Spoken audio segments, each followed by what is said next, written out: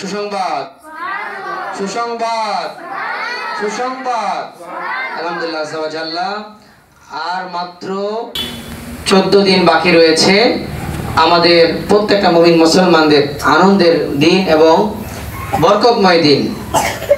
যে দিনটাকে শুধু মানুষ ওই দিনটাকে আনন্দ উদযাপনের জন্য দুরূদ সালাম পড়ার জন্য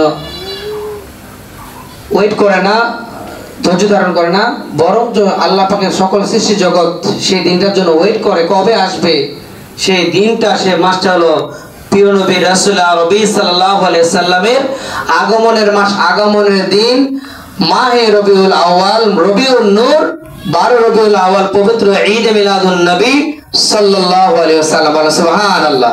আলহামদুলিল্লাহ, গতবারের মতো এবার ইনশাআল্লাহ আমরা সুন্দরভাবে মাদ্রাসাকে সাজাবো এবং কি আমরা ইনশাআল্লাহ মিলাদুন নবী উদযাপন করব।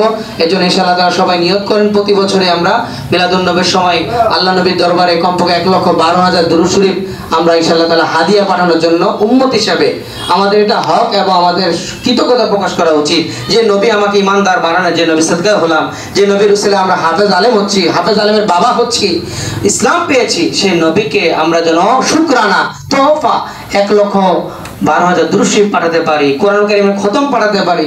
পারবো না ইনশাআল্লাহ?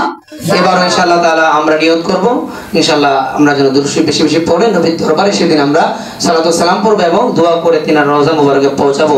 যদি আমরা এটা করতে পারি নবী খুশি হবেন, নবী ভালোবাসবেন। কাল কিয়ামতের মাঠে সবাই ভুলে যাবে, পিতামাতা সন্তান সন্ততি বন্ধু বান্ধব ভুলে যাবে, কিন্তু আমার নবী রাহমাতাল লিল আলামিন এই মহব্বতকারী ইমানদার মুমিন আশিক রাসূল উম্মতকে ভুলবে না।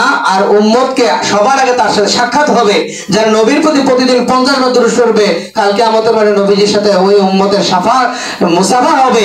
আর যার সাথে নবীর মুসাফা হয়ে যাবে তার না কিয়ামতের মাঠে কষ্ট হবে না তার জাহান্নামে যাবে, বরঞ্চ নবীর শাফাআত পেয়ে আগে আগে জান্নাতে চলে যাবে। সুবহানাল্লাহ। আল্লাহ পাক কবুল করুন। আমিন।